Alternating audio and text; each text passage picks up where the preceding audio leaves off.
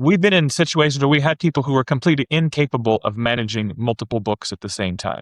They thought they were, but the vision of what this would be was not ever going to occur to them. So we've been through that, and that was really hard. I think that's a good starting point, is kind of how our relationship evolved over time and getting coached as a controller and developing CFO level skills and working towards that role, and what that process looked like and how it changed the leadership. I think Dr. Kim and I mentioned it.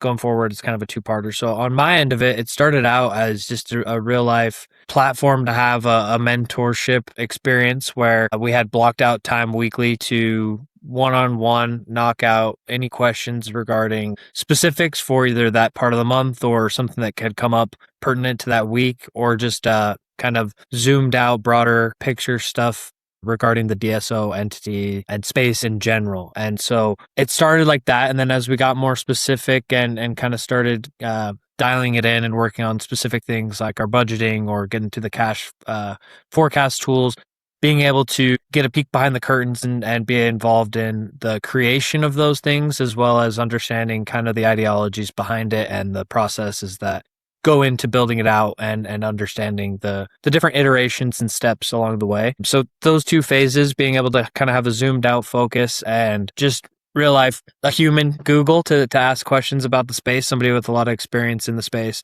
and then being able to be a part of the building of those tools that were provided to us. I think too, I think too, it's important to note that the power for us in working with you is the fact that we've been in situations where we had people who were completely incapable of managing multiple books at the same time. They thought they were, but the vision of what this would be was not ever going to occur to them. So we've been through that, and that was really hard. Having Colton with a better educational understanding of things and the desire to learn more, that helps also. So I guess I'm seeing two different situations where one is trying to make something out of a complete mess, and the other is taking a person like Colton who's already on a track to becoming, CFO material, and say, no, here's what you need to do next, and be able to soak that up in a different way. So I think it would work for both sides. We were just fortunate enough to have already gone through the messy part, and now it's like, how do you help us with a little bit of rocket fuel and move up a little faster? Yeah, that's right. And there was a good foundation in place. You guys had just before I came on board, within a few months, I think, had moved to accrual on your own, and started some of the heavy lifting that needed to be in place for sure. One thing I wanted to ask about, Colton, is the quarterly board meeting, and specifically the back and forth we had on how to develop out and how to organize that quarterly board deck and what value that brought to the board members, really. Yeah, I think it was a few parts that definitely led to it being a really good thing for us. The first was that you and I were able to fall into a cadence of getting prepared for those meetings, and it became a part of our processes. And I'll get into kind of some of the bigger picture things that went behind the scenes on those processes. Having us be getting used to kind of presenting it, especially myself being able to lead that, and then lean on you as kind of a crutch and a second voice of reason in those presentations was really good, as well as for the board members to kind of get used to the cadence and the style of presentation that we did.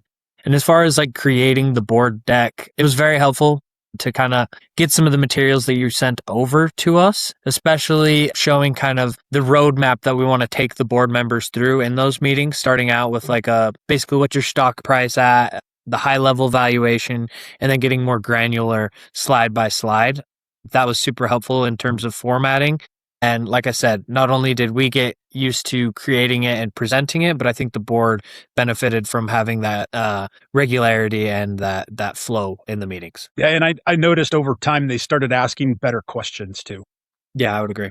I'm curious what the process looked like setting up both the budget as well as the cash forecast, and kind of what roles Ken and our team played, as well as what role you played, Colton, in getting that set up. Yeah. So the budget was definitely, again, before partnering with you guys and bringing you on board to help us out, that was kind of our Achilles heel of sorts. And then the thing that we were really hunting was the ability to have a formal budget and implement that. And so that was what we were most excited for. And it definitely was, it took up a big portion of Q3 and 4 of our time together, building that out in the different iterations. It was definitely at the start, you kind of asked just baseline questions and then kind of gave us a V1. And then as we ramped up and we got closer to year end and towards the final version, I got a little more involved, as well as Dr. Kim and a couple of strategy leads and the ops members getting involved in the specifics. And we were able to utilize actually the board meeting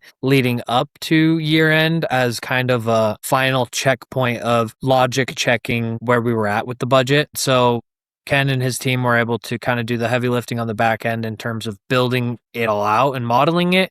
And then they were able to just utilize us as for kind of our logic and business specific needs within it. I think too, I want to ask you this question, Kim. And by the way, are we at 25 locations now, or how many? Because I know we've offloaded and we've also done some other partnering. It's 19. Yeah. Okay. So we're at 19 today. So Kim, I'm interested, because when we started talking about the budget and like organizing all of it, you had a lot of energy around assistants and making sure that that their total cost didn't surpass 16%. And practice managers knowing and all those different things. How have you seen that help to drive cost and any controls that you feel like that's helped you and the organization have just in general? Well, I think it's super powerful. I think what has been most helpful for us is just having the conversation and talking about budget itself. I mean, just talking about it is what starts to drive the change of thought, because I don't think that even board members and certainly offices, I don't think they understand why it's being created. They look at it very much as a limiting factor instead of a strategy factor.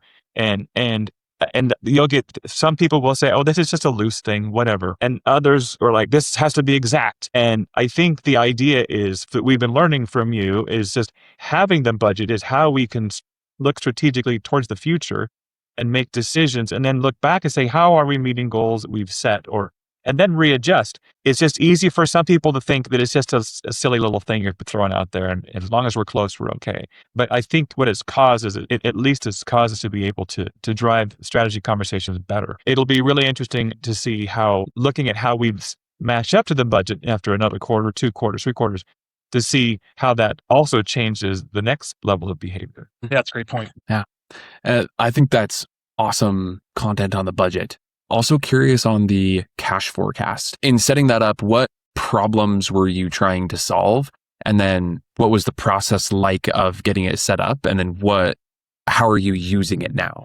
Yeah, so the cash forecast is something we're still pushing across the finish line here in its final form. But to answer the question, I think it's important to long ago, cash management was like the biggest bugaboo even before I was brought on staff. And I know that it was probably contributed to a lot of lost sleep for Dr. Kim. And so as we built out internally a cash management system that was able to, at this point in time, we're kind of managing cash on a bi-weekly to monthly basis and able to kind of project out, upcoming bills, payrolls, and just know that we can go to sleep understanding we're going to be covering those things and having a good idea for what we should sweep. And we've got our finger on that.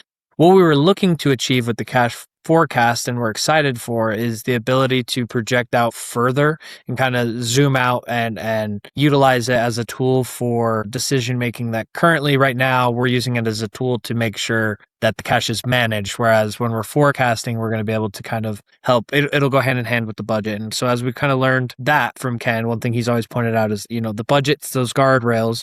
And then as hits and misses, you're never going to be perfect, especially first time through with budgeting. As we hit or miss budget in certain areas, to be able to adjust the forecast accordingly. That's what we're really excited for, to be able to kind of make decisions and I guess prepare for certain things that are coming up in the future that as of right now, we're kind of more in the short term on the cash management side of things.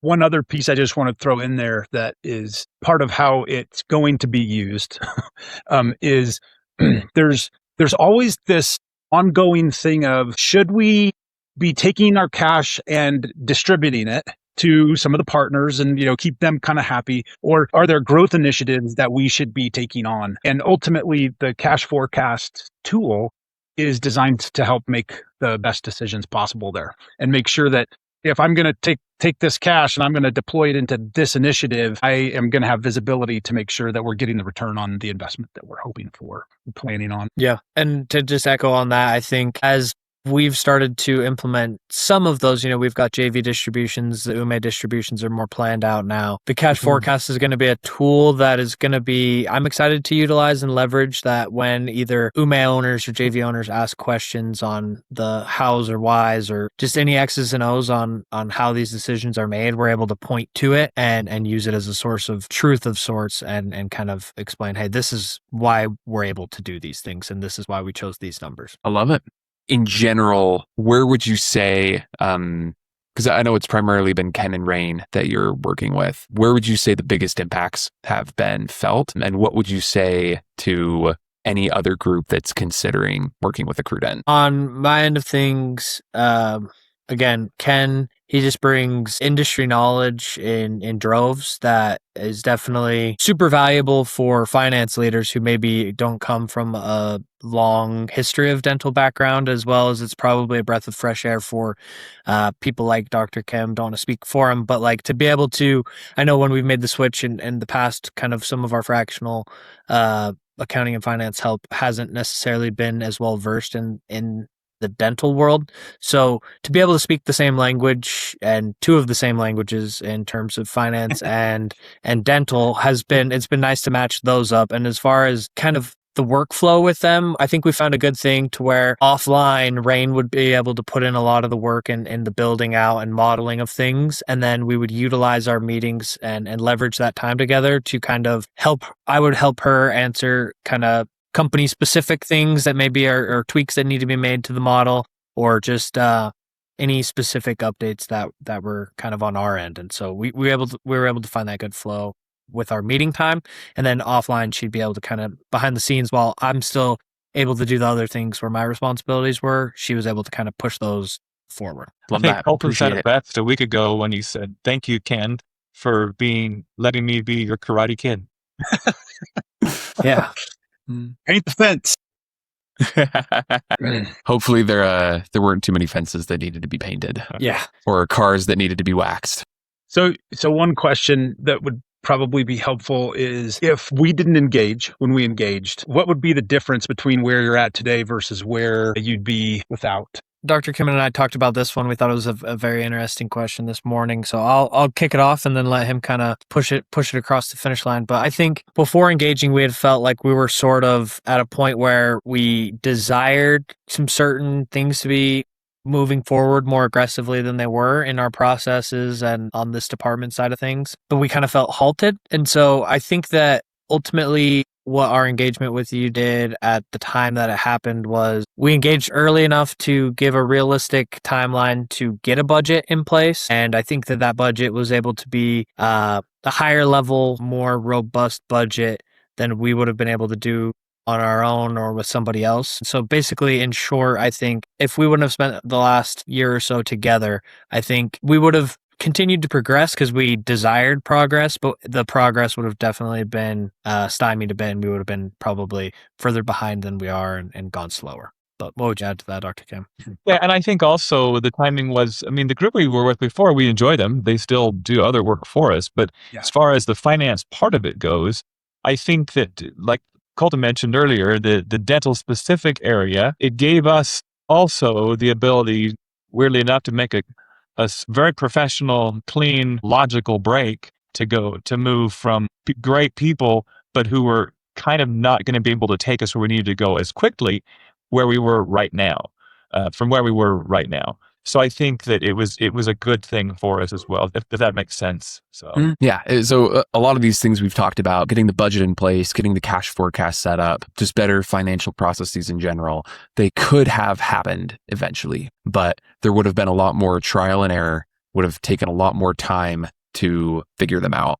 And bringing in Ken and the team helped you shortcut right to the end where you had expertise to help you set up the financial frameworks that you needed to so that you could progress quickly. Yeah. That's right. And one thing that I would add that just popped in my mind that I didn't think of before, not only did the time that Ken and I were able to work together obviously accelerate my growth and progress during that time together, but I think the fact that during that time I also became a lot more forward facing and presenting to more faces in the board and different leaders within the company, to be able to have Ken almost be the signer of approval of all the things I said probably led to them gaining more trust in me more quickly. So not only did I get better more quickly, but also there was just like less barrier and walls put up because it wasn't just some younger, less experienced person hopping into the leadership role, but also kind of